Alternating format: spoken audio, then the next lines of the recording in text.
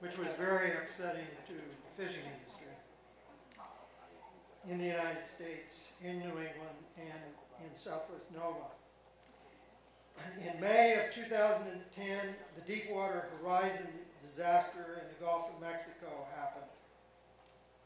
Not too long after that, the U.S. extended its moratorium on the entire Atlantic offshore area to at least 2017. And that was after a thorough policy review by the Obama administration. Steps leading to the latest moratorium, at least with the government of Nova Scotia. Early in 2008, the Nova Scotia Minister of Energy indicated that Georgia's moratorium should expire in 2012. The Nova Scotia Minister of Energy happened to be from my hometown as well, from Yarmouth. The Nova Scotia Department of Energy funded a fact-finding visit to Norway. They handpicked a group of Southwest Nova municipal politicians and a few fishermen. I was invited but was not able to go. I was told by one of the fishermen that was in our coalition that went that they never got to talk to Norwegian fishermen or Norwegian environmental groups, only with the oil and gas industry officials. There was a local Southwest Nova committee that was funded by the Nova Scotia Department of Energy. It was formed to collect facts and educate the public in 2008. Early in 2009, the Nova Scotia Department of Energy strategy included hiring a consulting company to prepare reports on oil and gas technology and analysis of potential impacts. That was the time when we decided to get our act together again. We had still kept No Rigs 2 alive, but just barely alive. We had no meetings. So we met in the summer of 2008 to reorganize. We invited some new members, notably Aboriginal communities that had fishing interests in Southwest Nova and lobster and in groundfish and on Georges Bank. We renewed our organization, registered with the Nova Scotia Joint Stocks as a nonprofit organization. We prepared a budget and we started fundraising from members. And believe me, that's not fun. We issued a press release calling for extension of the moratorium. And the job of writing those press releases during at least the first few months fell on me, in addition to my normal duties with the Nova Scotia Fishpackers Association. We convened a meeting with the Nova Scotia Department of Energy staff and the Canadian Department of Natural Resources. There was a representative of the Canadian Association of Petroleum Producers at that meeting to discuss how the moratorium review process should proceed. Our position in regard to steps, we advocated a transparent, public review led by an impartial three-person panel that would make a recommendation to the Nova Scotia government and the Canadian government. It was clear to us at that meeting that staff at the Nova Scotia Department of Energy did not want the same process that we had used in 1998 and 1999.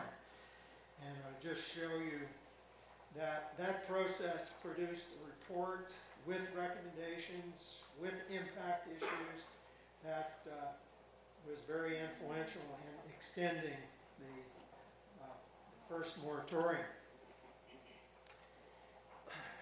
In the fall of 2008, we made contact with New England politicians, fishermen, and environmental groups.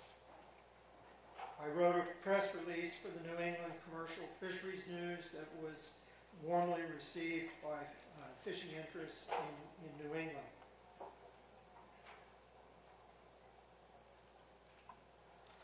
Late in 2008, we discussed our position with the U.S. Consul General in Halifax after the Obama election victory. I guess our feelings about our optimism had faded late in the administration of George W. Bush. So it was welcome news when President Obama was elected. In the spring of 2009, there was an election of an NDP majority government in Nova Scotia.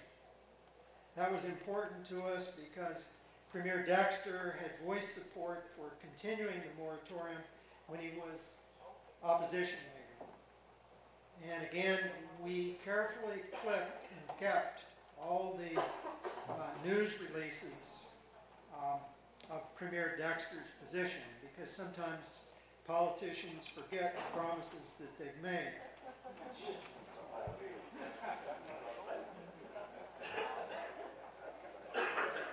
Shortly after the new government took place, the local Southwest Nova Fact-Finding and Education Committee folded after funding was terminated by the Nova Scotia Department of Energy.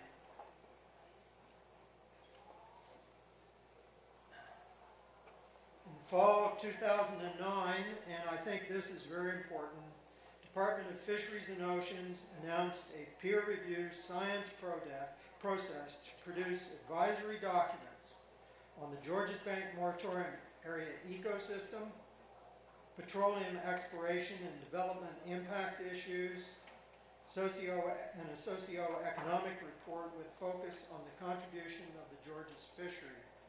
I would just suggest that here in the Gulf that you may want to slow things down in regard to oil and gas and have the DFO scientists convene that same peer review process on the ecosystem, what might be the impact issues, and who might be hurt in the event of problems or accidents.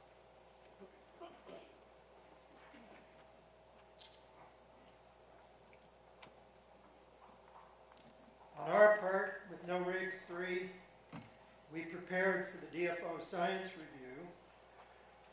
There were a number of us that participated, including myself. We hired a scientist to conduct a literature review on impact issues. That scientist that we hired had written an important paper in 1999 on the impact of seismic, especially on groundfish aggregations. And just background on how that happened, I was on the phone. I made contact with fishermen's organizations in Norway back in the late 90s. And two things they were very concerned about, well, three things at the time. One was seismic impact on groundfish, changing their behavior especially. Another one was produced water, because some of the wells were in late stages and a lot of wastewater that comes up out of the well was being released into the North Sea. And the other thing was decommissioning of wells, leaving debris and things on the ocean floor. So our scientist was to represent No Rigs 3 at the DFO peer review science process. We also hired a media consultant, and not somebody that was high-priced. We got somebody local that knew the ropes, that was willing to help us. We definitely had to pay him. But his job was to prepare a media contact list and to introduce No Rigs 3 to those media contacts. He also assisted in the preparation of press releases and in interview speaking points. And we were striving throughout all of our media work to stay consistent on our message, but to be able to react quickly to events and opportunities.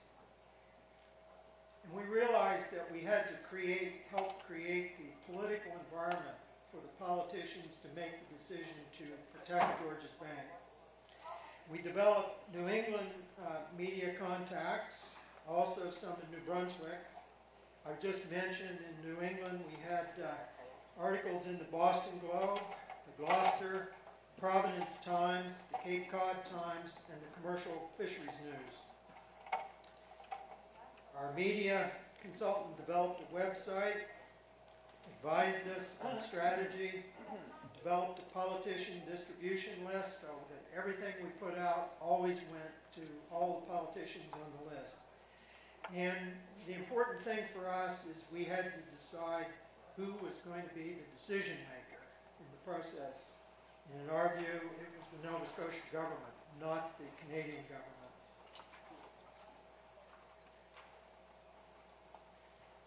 Other developments, in August 2009, offshore Australia, there was a massive blowout in the Timor Sea, in the Montara field. We were ready and issued a media response.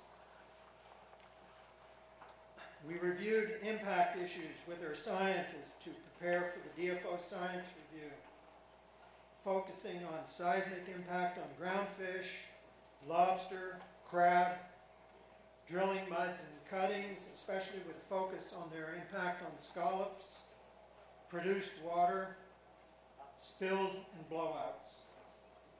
Displaced fishing effort. As again, I said, Georges Bank is a very small area. And although the area around the rigs is not large, the turning that is required away from those rigs would displace, we felt, a lot of fishing effort. We also looked at mitigation issues. The oil and gas industry likes to talk about being able to time their seismic activities so not to impact spawning fish. Well, one of the things that's in this report is there is no time on Georges Bank when there isn't important spawning taking place. 12 months of the year. And also, there was, in regard to spills and blowouts and the cleanup, there was little discussion of the impact on how the New England coastline and the New England fishery would be affected.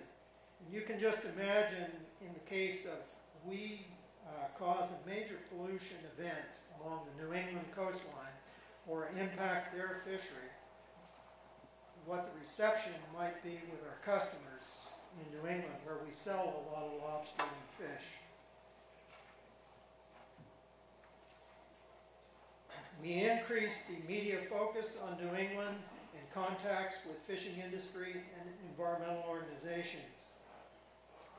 And they, in turn, were talking to their politicians. Early in the spring of 2010, DFO held its second science peer review session on the Georges ecosystem and petroleum exploration. That process never got finished. In the late spring of 2010, there was the Deepwater Horizon blowout, and we followed up on that with media work again. And I continue to monitor. I've got something like 125 reports from seafood.com, who had a reporter down in the Louisiana, Mississippi, the Gulf coastline area, reporting on the impact to fishermen and processors and distributors. And I would say it's severe.